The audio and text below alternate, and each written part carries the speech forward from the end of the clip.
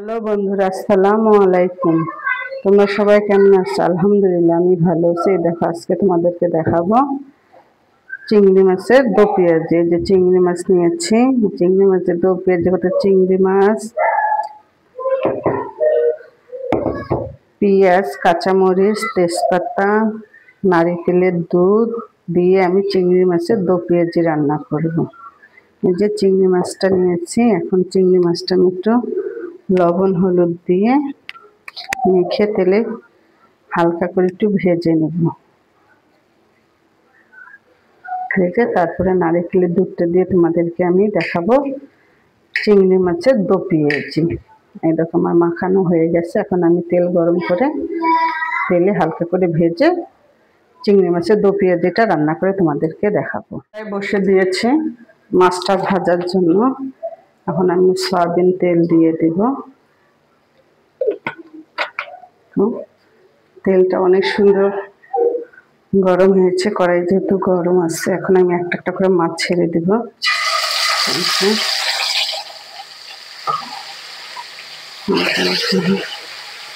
দিয়ে দিলাম।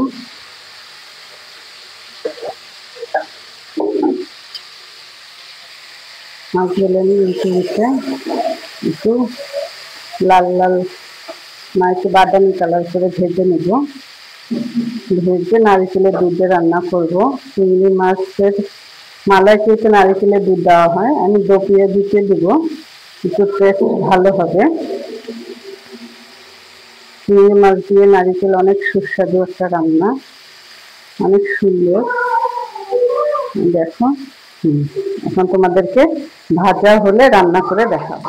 ভাজা হয়ে গেছে, এখন আমি একটা একটা করে তুলে নেব। জিরা দিলাম, তেজপাতা দিলাম, ভাজবো। এই যে পেঁয়াজগুলো দিয়ে দেবো, কুচি করে পেঁয়াজ, যেহেতু চিংড়ি মাছের দো পেঁয়াজি, পেঁয়াজটা একটু বেশি করে দেবো, পেঁয়াজের পরিমাণটা।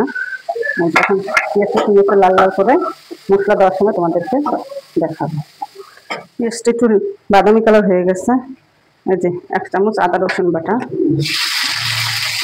একটু আদা রসুনটা একটু ভাজা ভাজা করে নেব। আদা রসুনের কাঁচা গন্ধটা যেন দূর হয়।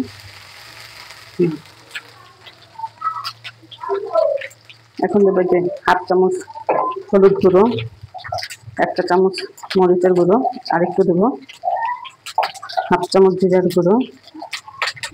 দিয়ে সুন্দর করে মশলাটা কষিয়ে নেব। এখন আমি দিয়ে দেবো নারিকেলের দুধটা দিয়ে সুন্দর করে মশলাটা কষিয়ে ভুনা করে তারপরে মাছ দিয়ে তোমাদেরকে দেখাবো। এই দেখো, নারিকেলের দুধটা দিয়ে দিলাম, দিয়ে সুন্দর করে মশলাটা কষিয়ে নেব। লবণ দিয়ে দেবো স্বাদ মতো, দিয়ে দিলাম। এখন মশলাটা সুন্দর করে কষিয়ে নেব। মশলাটা ভুনা হয়ে গেছে, তেল ছেড়ে ছেড়ে দিয়েছে। এখন আমি চিংড়ি মাছগুলো দিয়ে দেবো। এই যে চিংড়ি মাছগুলো ভেজে রেখেছিলাম, সেগুলো দিয়ে দিলাম।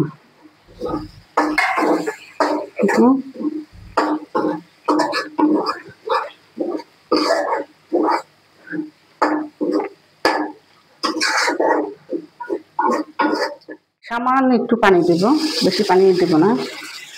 দিয়ে এই যে নাড়াচাড়া করে 10 মিনিট রান্না করলে হয়ে যাবে চিংড়ি মাছের দো পেঁয়াজি। সোনপুর থেকে 4-5টা কাঁচামরিচ দিয়ে দেব, দিয়ে ঢেকে 10 মিনিট রান্না করলে হয়ে যাবে চিংড়ি মাছের দো পেঁয়াজি। চিংড়ি মাছের দো পেঁয়াজি রান্না করা হয়ে গেছে। এখন আমি একটু বাটিতে বেড়ে তোমাদেরকে দেখাবো। চিংড়ি মাছের দো পেঁয়াজি রান্না করা আমার হয়ে গেছে। কত সুন্দর হয়েছে দেখতে। তোমরা সবাই রান্না করে খেও, একদম সিম্পল। আল্লাহ হাফেজ।